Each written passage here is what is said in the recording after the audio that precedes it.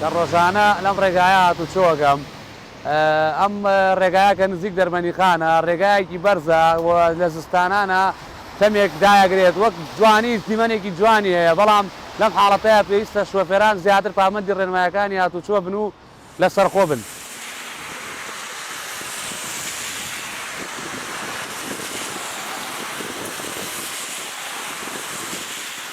وەکو پێویستە گاڵە بۆنی ئەم تەمەچڕەوە ڕێنمایمان بۆ شەفێرانەوەیە کە بەکارهێنانی سەکن لایتی نزم و لە هەندێک شوێنە کە کەمتر بۆ 100 مەتر ڕادەی بینین نزمە بێتەوە لەگەڵ بەکارهێنانی سەکن لایتە بەکارهێنانی چواری زۆر زەرورە بۆ شۆفێرانی ئەم ناوچەیە کە ناوچەیەکی شاخاویە و تەم و بارانێکی شڕ ئەم ناوەی گرۆتەوە.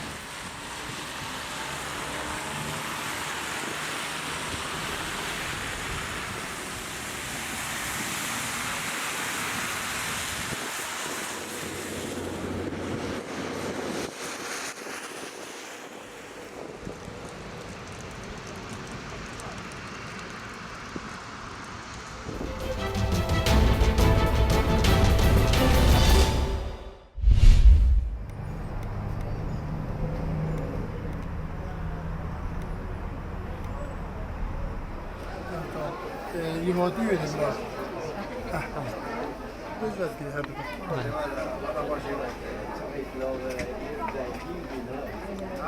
اما دكانا پردانه پرده اوید خبن کن برینو که مهابین توله و بطن او بین کشکش بس نگه مدیر نمایه افردیت اوید هالین عولی که او دی بین توله و بطن بس بود دایره بین پچو پچ خلقی بو مالاجی برن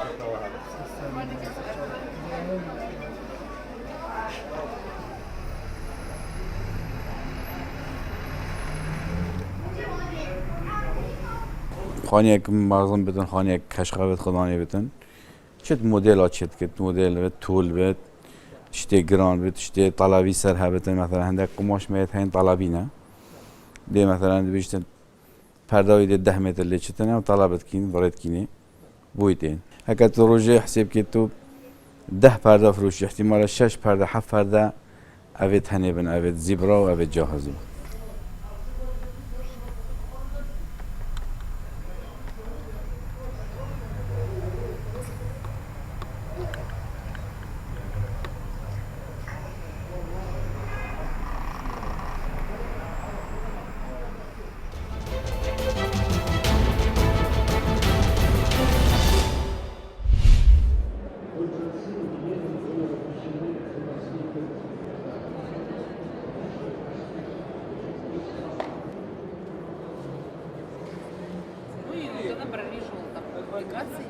Дальше как ты их устраивала?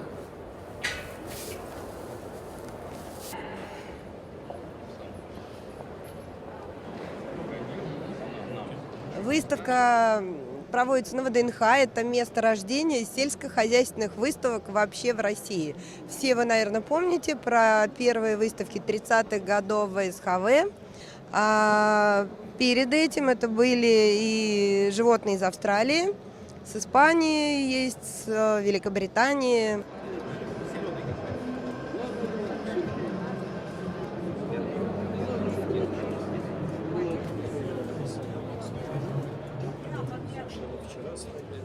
Здравствуйте, меня зовут Светлана Шлычкова, я тренер заводской государственной конюшни имени Фомина. С лошадьми данной породы Владимирской я занимаюсь 4 года. Самый сложный период воспитания лошади – это, наверное, где-то год. То есть он рождается, в первые 2 дня он привыкает к обстановке, а затем уже приступаю я. Захожу в денник, начинаю трогать его ножки.